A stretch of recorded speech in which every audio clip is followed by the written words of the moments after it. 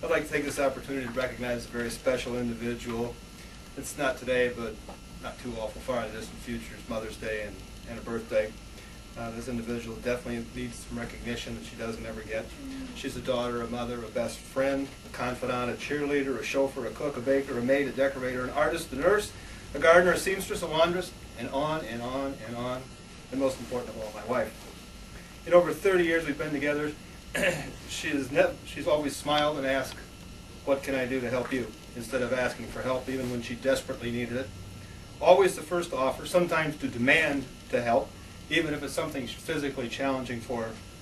No job is ever too big or too small for Becky. No matter what I have to do, she's right there. I mean, right there.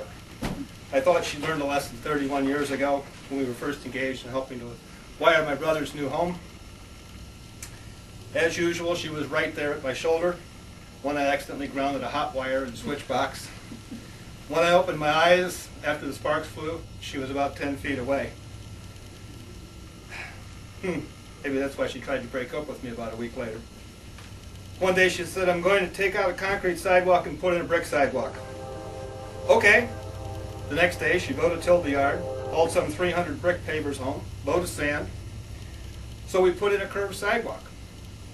It was Memorial Day weekend after all, and I did have 2 whole days off for a change. Poor Brett's foot's never been the same since it was crushed with the concrete sidewalk she had them taken out.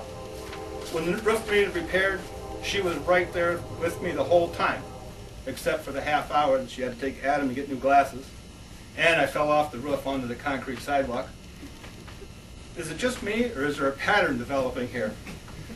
No matter what screwball idea I came up with, she was always there for me. "I hate my job, I want to." She said, "Okay, whatever you want to do, we'll be all right." "I want to go hunting for the weekend." She asked, "What do I need to get for you?" "Honey, I need you to."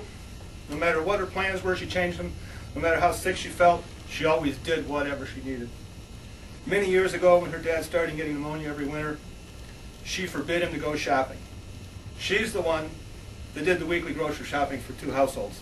She's the one that made sure 2 lawns were mowed, and the leaves were raked, and the gutters were clean. She's the one that made sure the snow was shoveled in 2 driveways so everyone else could get out. She's the one that cleaned 2 households every week. She's the one that did 2 households of laundry every week. She's the one that raised our 2 sons and taught them to drive. This would be amazing enough, but she did all this while working 40 hours a week, evenings at Walmart. She regularly won awards from Walmart for assisting customers and other associates. She would not leave the store at night until her department was right, so her manager didn't have to worry about it the next morning when she showed up. When Dad became seriously ill, she's the one that took a leave of absence to take care of Mom and make sure she could get to the hospital and nursing homes whenever she wanted to go. She's the one that went every day, all day, so Dad would never be alone.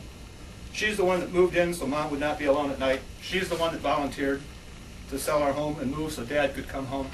Unfortunately, it never happened. She's the one that changed Mom's eating habit and cured her diabetes. She's the one that gets Mom up in the morning. She's the one that makes sure she's ready to go wherever and whenever she needs. She's the one that gets her back to bed at night. Whenever one of the kids are sick, she's there. She's the one that forces them to go to the doctor.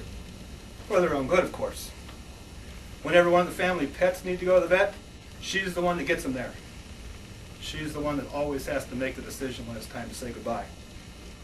Whenever anyone needs a smile, she's the one. Whenever anyone needs a hug, she's the one. Whenever things don't go quite right, she's the one that says, "It'll be okay." Through all the years, I've never heard her say, "Enough!" or "Help me!" She's only smiled and asked, "What else can I do for you?" She's truly an amazing person, which seldom gets any recognition or the thanks that she so rightly deserves. She's the one that we all let down every day by forgetting to ask, "What can I do for you?" like she always does. Yes, Becky Rogers, you're a truly amazing daughter, wife, mother, best friend, confidant, etc., etc. Thank you. And by the way, what can I do for you?